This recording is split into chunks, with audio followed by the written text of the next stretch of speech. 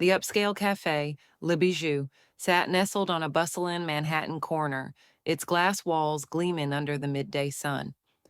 On this crisp April day in 2025, a man stepped inside, his usual golden hair tucked under a gray baseball cap, his tailored suit swapped for a plain jacket and jeans.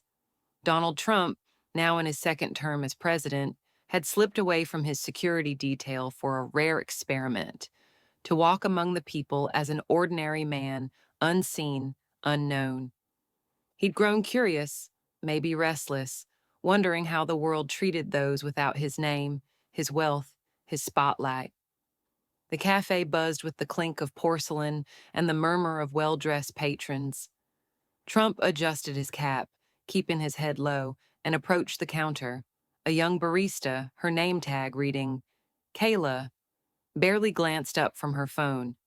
"What do you want?" she snapped, her tone sharp as a whip. Trump blinked, unused to such dismissal. Just a coffee, black," he said, softening his voice to mask its familiar cadence. Kayla rolled her eyes. "We're busy. Wait over there." She jerked her head toward a corner, already turning away. Trump shuffled aside, a faint smirk tugging at his lips. He'd expected a little hustle, but this? He stood by a potted fern, watching as Kayla chatted with a suited man who'd ordered moments later, handing him a latte with a smile. Minutes ticked by, 5, then 10. His coffee never came. He stepped back to the counter, clearing his throat. "Excuse me, my coffee." Kayla shot him a look, her lip curling. "I said, wait. You don't look like you're in a rush or like you can afford to be." A coworker snickered and Trump's jaw tightened. He wasn't used to being invisible, let alone insulted. The situation drew eyes. A woman in pearls glanced over, whispering to her friend. A guy in a hoodie smirked, filming on his phone. Trump tapped the counter, patience thinning. "Look, I ordered a coffee. It's not hard." Kayla crossed her arms. "And I said, wait. You don't get to demand stuff here." Before he could reply, a voice cut through, sharp, nasal, dripping with authority. "What's the problem?" The manager, a wiry woman with a Margot name tag, strode up, her heels clicking like gunfire. "He's whining about a coffee," Kayla said, smirking. Margot sized Trump up, her gaze lingering on his scuffed sneakers. "Sir, this isn't a soup kitchen. If you can't handle the wait, maybe try the bodega down the street." She laughed, a dry cutting sound, and waved a hand.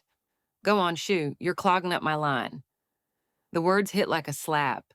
Trump's face flushed. Anger, yes, but also something else. Humiliation. He'd built empires, won elections, yet here he was, a nobody to them. The cafe grew quiet, tension coiling. Some customers chuckled, amused by the spectacle. Others shifted uncomfortably, sensing the cruelty. A gray-haired man at a table muttered, "That's uncalled for," but didn't move. The guy with the phone zoomed in, narrating, "Dude's about to get owned." Trump's hands balled into fists. He could walk out, let it go, keep his cover, but that wasn't him, never had been. He straightened, pulling off the cap. His golden hair spilled free, unmistakable, and he raised his voice, that brash, booming tone cutting through the room. "You know what? I don't need your coffee or your attitude. I'm Donald Trump, and I own half this city, including the building you're standing in." The air froze. Kayla's jaw dropped, her phone slipping to the counter. Margot's smirk vanished, her face paling as if she'd seen a ghost. Gasps rippled through the crowd, followed by a stunned silence. The guy with the hoodie lowered his phone, eyes wide. "No way," he breathed. The woman in pearls clutched her chest, whispering, "The president!" Trump turned, scanning the room, his expression a mix of triumph and steel. "You think you can treat people like dirt because they don't look the part? I came here to see how it feels, and let me tell you, it's lousy. You're lousy." He pointed at Margot, then Kayla. "You don't know who's walking through that door. Could be me, could be someone else, doesn't matter. You don't get to decide who's worth your time." Margot stammered, "Mr. President, I didn't know." He cut her off. "That's the point. You shouldn't have to know." He tossed a 20 on the counter, more than the coffee's cost, and headed for the door. The crowd parted, some clapping, others staring in awe or shame. The gray-haired man stood, nodding respectfully. "Good for you," he called. Trump paused, glancing back with a half smile. Good for all of us, maybe. Outside, he slipped the cap back on, the city noise swallowing him again. He'd gotten his answer. Life without the name was rough, raw, humbling. But as he walked away, he wondered, would they change? Would he? The cafe's glass doors reflected his silhouette, a man caught between worlds, and for a moment, he felt less like a president and more like just another face in the crowd.